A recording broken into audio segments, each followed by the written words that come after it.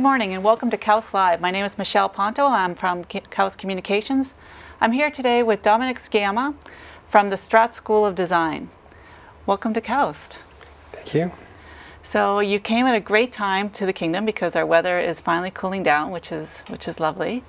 And I'm just curious about what are your impressions so far? You've been here just a few days? Few days, yes. It's my first time in Saudi Arabia, so I'm coming from a country, very different country, France, with a long history and a very developed country, and I'm arriving here, a new nation, so to speak, and I'm amazed by what I see, and KAUS is really a unique place, and it's always spectacular to see the will of a man emerging like that, popping up as a new project, and more than university, definitely more than university, probably a human project. That's true. Your school is also very unique. I read that it has adopted a new baseline, and it's making the world simpler, more than just more beautiful. Tell me what this philosophy means to you. Well, actually, it's very, I would say, political. It's about living together. Okay, now what are the stakes in the 21st century? It's not about acquiring objects, consuming. It's about living together in a very open world, complex world, where we have to share the resources, where we have to share the wealth, where we have to share the space, and everybody is the owner of this world, so everybody is deserving a good life, and this is what it's all about.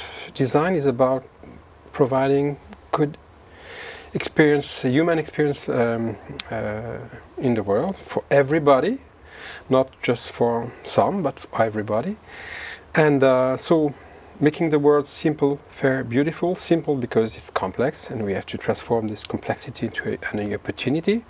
Fair because everybody deserves a better life. And beautiful because beauty eventually is the measurement of all of this. We have to get beautiful life. And this is the new project of design. It's not about making objects. It's about creating the condition of beautiful lives. So a design is kind of the path to future harmony for humankind? Well, I will say it's a methodology because it's about connecting everything, connecting the disciplines. So it's definitely interdisciplinary, cross-disciplinary, and connecting our practice to a goal. Why are we doing this? It's not just for the pleasure of doing it, because we have to live together. And so it's about, having plan and drawing plans. So it's about doing design. Design is coming from an Italian name, disegno. And disegno means, in Italian, both drawing and goal.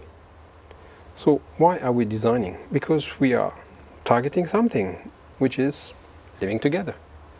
You mentioned that design really isn't a discipline base. It crosses all disciplines. As you know, KAUS is a science and technology school, so we are definitely not artists. Some of us might be artists in our hobbies, but we are engineers and scientists. How does design move itself into science and technology? Well, as a glue. Design is a glue. Design is not a discipline per se. It's a connection. It's a connecting machine. It's a glue. It has to discuss with every discipline. It has to gather all the discipline, because nobody now is able to say that just by myself I can solve the problem.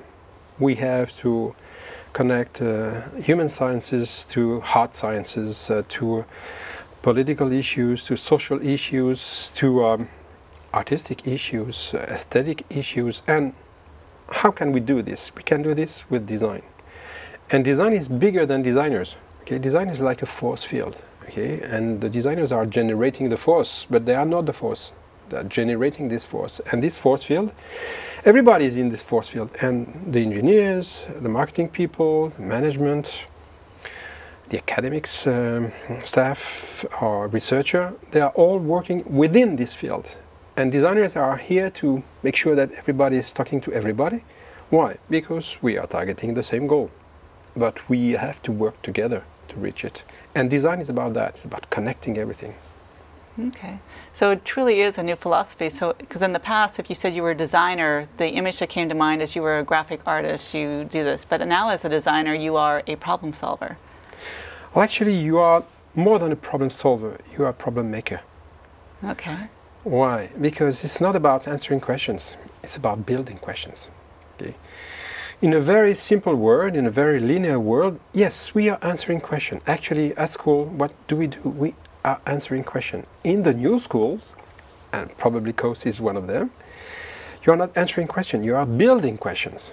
Because we are building this new world, and this new world is not a repetition of the old one. It's a new one. So we have to build new questions and to solve new problems.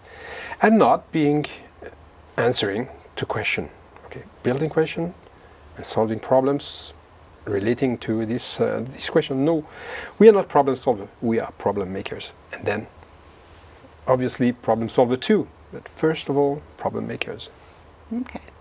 So you're saying, you've hinted that the world has changed. Why is design now where we need to start? Why do we now need to start embracing this philosophy? Where are we in the world that this is now something that we need to start doing? Well, we need design because previously we were in a very closed world. I mean, everything was very local, very linear, very simple. Okay, now we are living in a very complex, open world. Look at internet. Internet is connecting everything, not only the people across the world, but the situations across the world, but also every moment of our life. Okay, your life, my life, I mean, is connected through my iPhone and the social networks and all the applications. So complexity is here, and so it's impossible to solve complexity as we did before, because the world was not as complex as today. So to do it, we cannot do it by ourselves. It's impossible. We have to collaborate. Okay?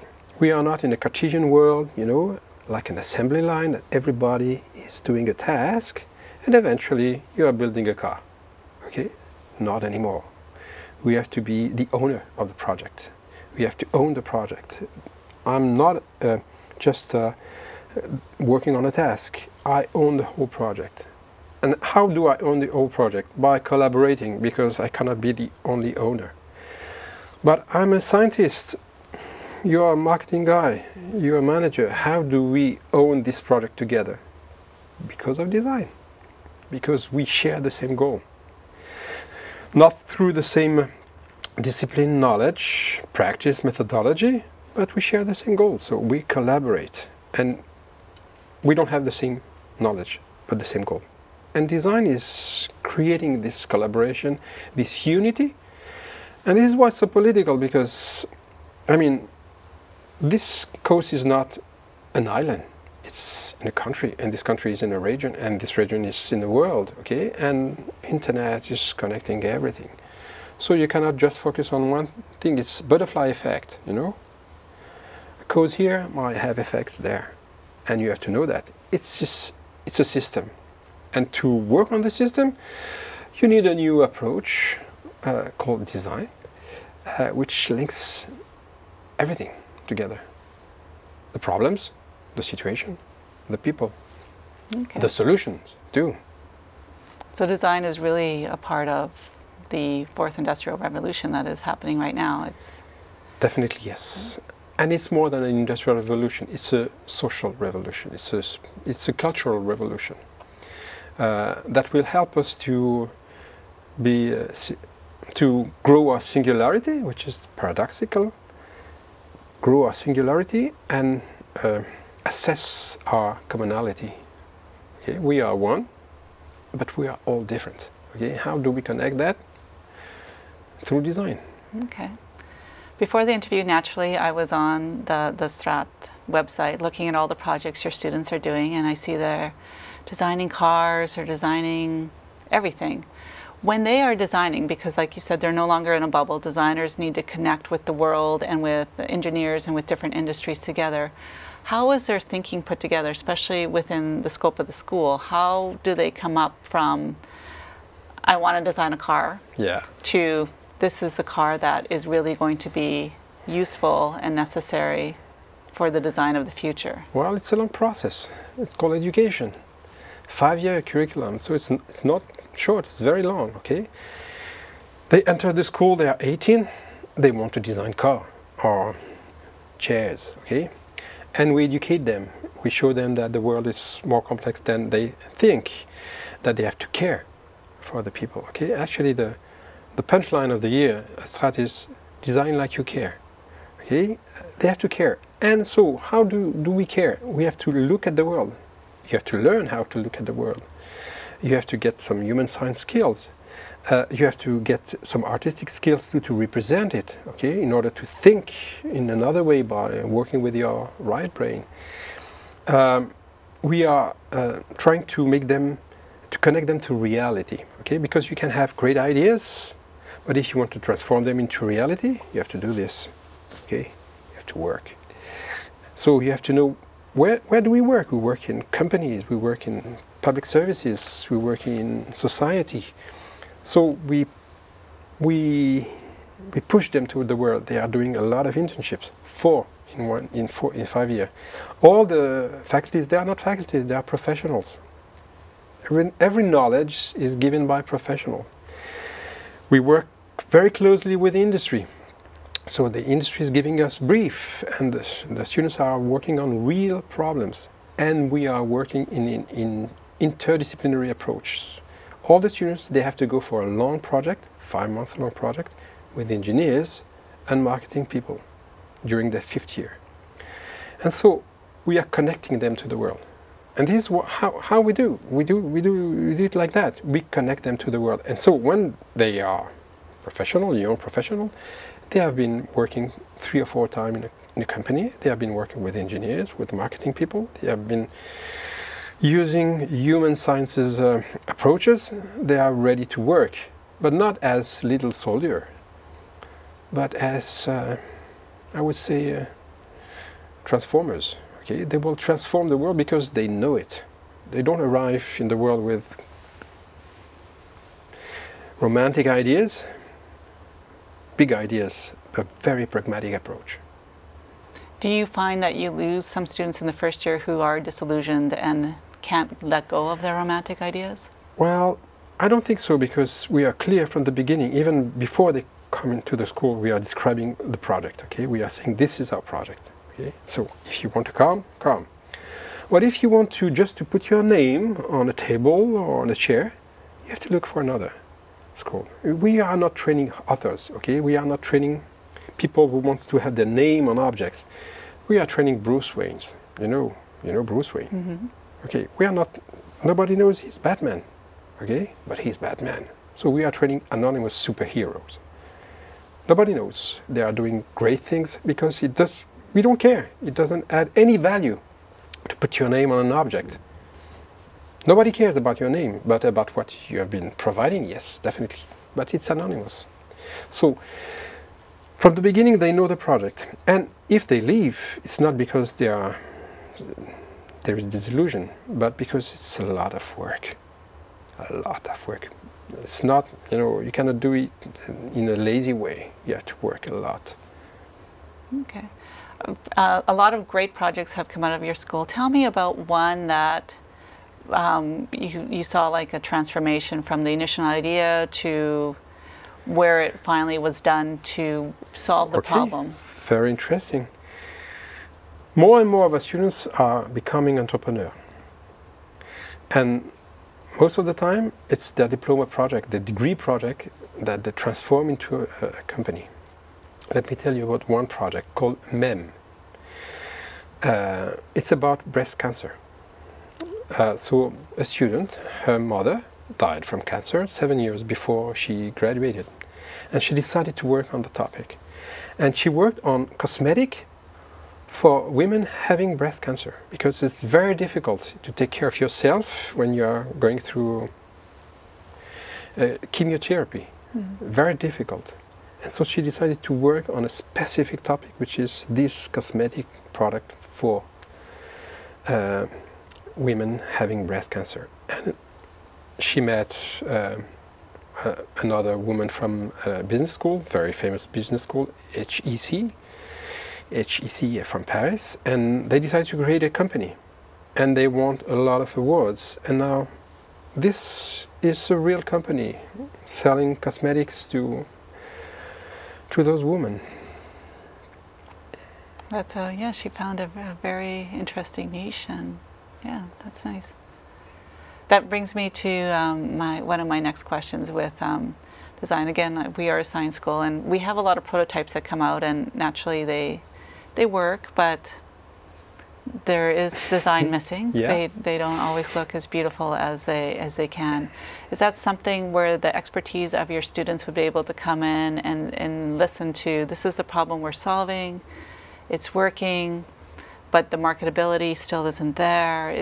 Are those kind of problems that they can come in? And sure, and actually this is why I also came here, not only to give a keynote, but to understand the ecosystem and to see how we can collaborate. Because I'm pretty sure that a campus like that should have a design school. Not only a collaboration, but a real design school here in the campus. Why? Because it's a glue, okay? You were talking about taking an invention and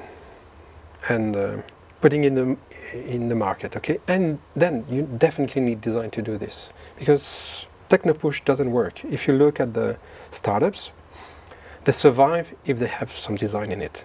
If not, they don't survive. There is a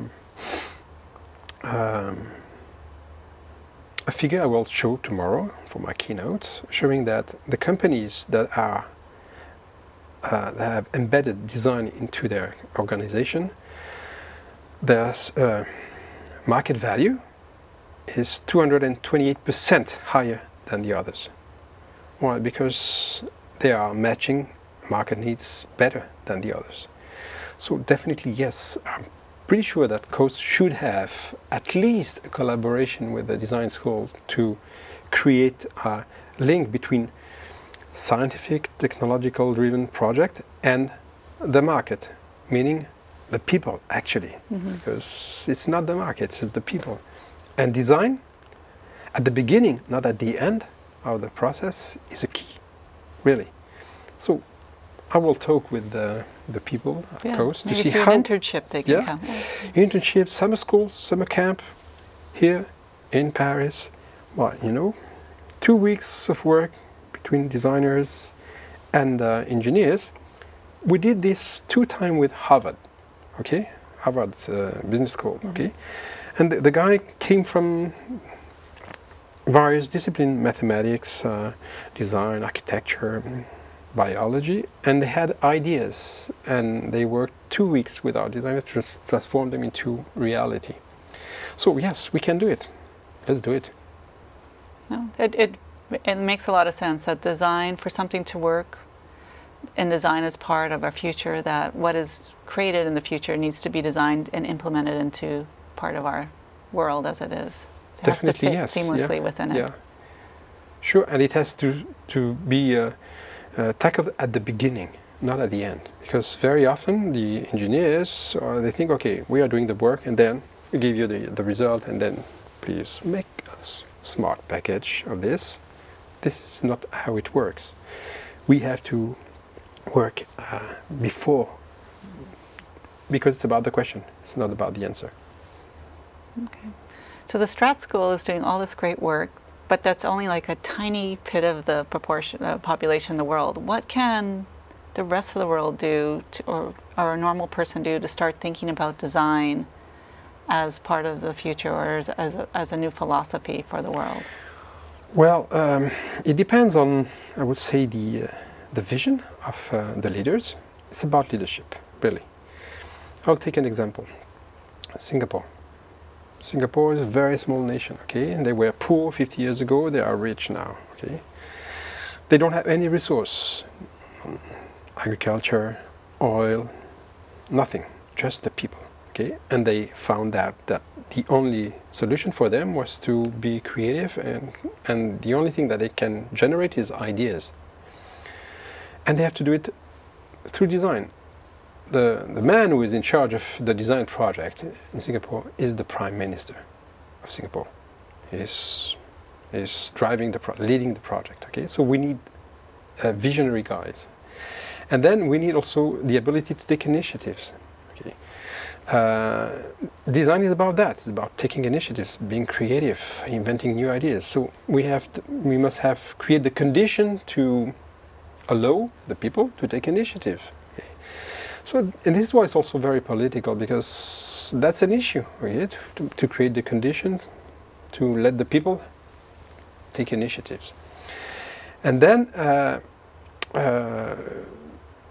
there is this natural selection, okay? Because the pressure of the environment is so strong that if you don't select the appropriate strategy, then you lose. If you want to win, you have to get the appropriate strategy, and design is part of it. So I would say natural selection on the market, it's a fantastic force, driving companies to choose design, to integrate design. And last but not least, a quite megalomaniac, we are a French school, but we are expanding internationally. We are creating a program in Singapore for smart cities. We are creating a school in India, as big as the one that we have in France, in Bangalore. We'll train designers for a nation of 1.5 billion people. They need a lot of designers. So we are pushing our French touch abroad, in India, in Singapore, very soon in Africa. Why not in South America? Because I think France has something to say, and in France, Strate has something to say. Oh, that's good. It's a nice vision. For when it comes to design, we had the Museum of Failure person on earlier this week. Are there issues where sometimes design is created just for the sake of design, and how do you teach your students that, remember, design is not art, there needs to be a purpose behind it? Well, how do we do this? Just by repeating it first, because repetition is the beginning of education, of pedagogy, but also by having them work on real problems, okay? And always together, always. It's not about, working on your side in a very isolated approach, always together. I mean, every project, but the degree project, is done within teams. 3 to 4. So they work together. So just by working together, they know that it's not about themselves, it's about the others. And the connection with industry. The connection with industry is key, because when a financial, such as BNP, Banque Nationale de Paris, or Total, oil company, or a robotic company, or Microsoft, or a telco is coming with a brief,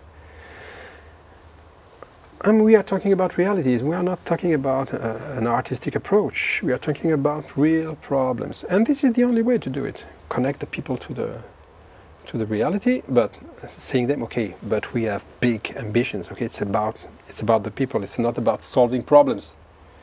It's about making the condition of better human life. Okay, by phoning, by driving, by drinking, by eating, by enjoying, but it's about that. So the connection to reality. Okay.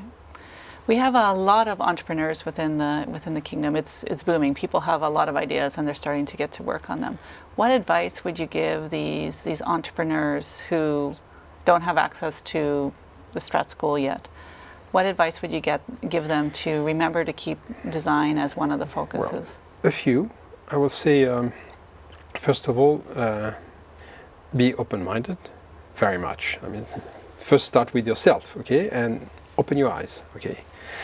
And you must not be so sure about what you're doing, okay, just because you are a scientist or an engineer, okay. Try to be humble and bold at the same time.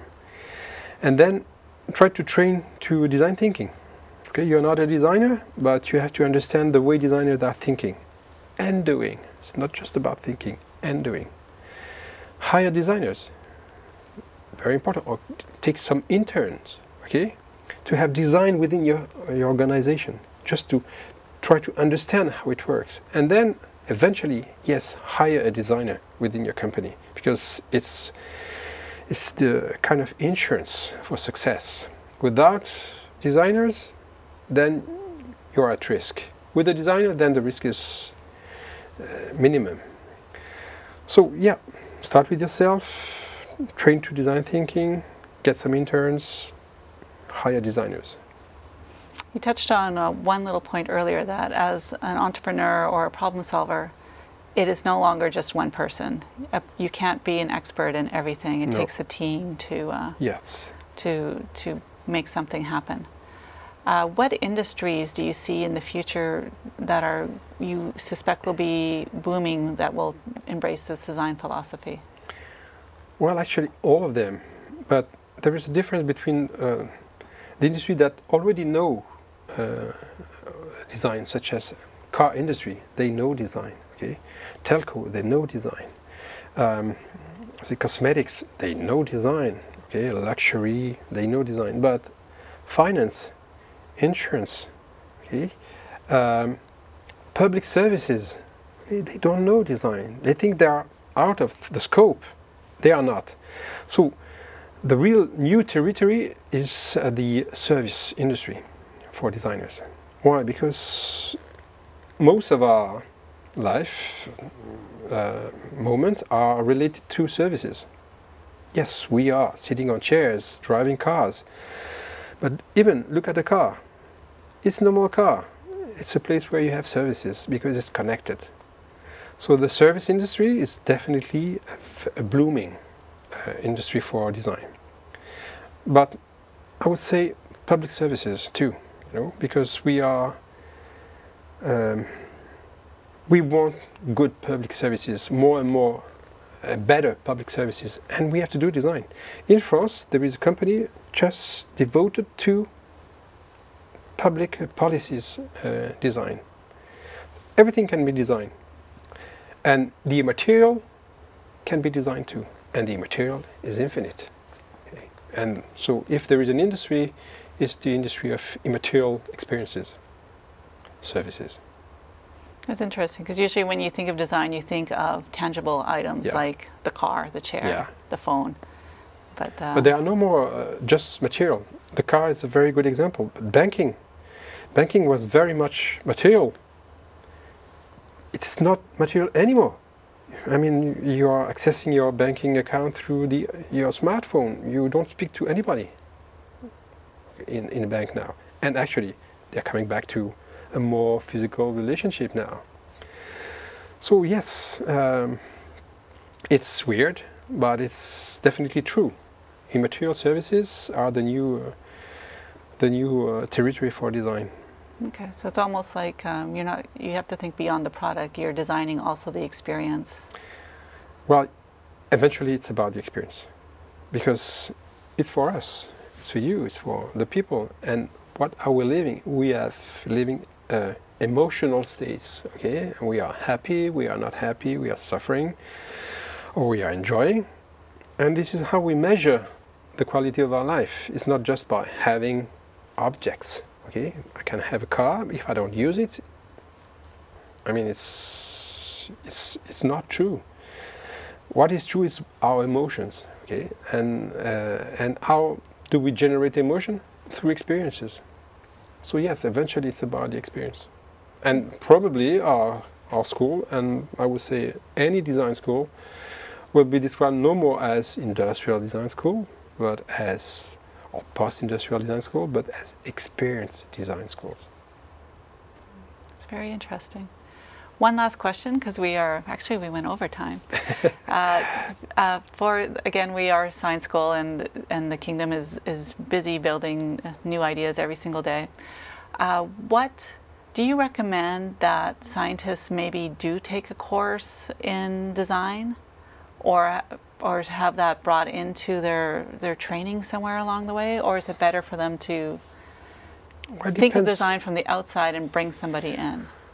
Both, but it doesn't depend on them. It depends on the ecosystem. Okay, if the ecosystem is providing the opportunity to cross designers, to work with designers on long term, or very on such as on a particular moment, such as a summer camp, it's good. So it's also the responsibility of the ecosystem, not only the responsibility of the scientists themselves. Okay, I'm a scientist myself. I'm not a designer by training. I'm a mathematician in training. Okay, I'm a computer scientist in training, and all my career has been done it in the field of new technologies, artificial intelligence, problem solving, multimedia. Okay, so I am kind of example, and actually, eventually, I think scientists are designers, as long as they connect their knowledge to the world, because a scientist is a creative person, very much. Okay, a scientist is addressing complexity, very much, and as soon as he connects or she connects his or her knowledge and practice to the world, he or she is a designer. So it's not so difficult. It's about the mindset, about the ecosystem, and the connection with the reality. That's very interesting. Our conversation was fantastic today. Thank you so much for joining us on KAUST Live. And your talk is tomorrow night? Tomorrow, 12:30 to 1:30. 12:30 to 1:30. So if you want to know more from Dominique, tune in tomorrow at 12:30 to 1:30, and he'll be talking more about design and the philosophy behind it and how it could possibly change the world. Thank you. Thank you.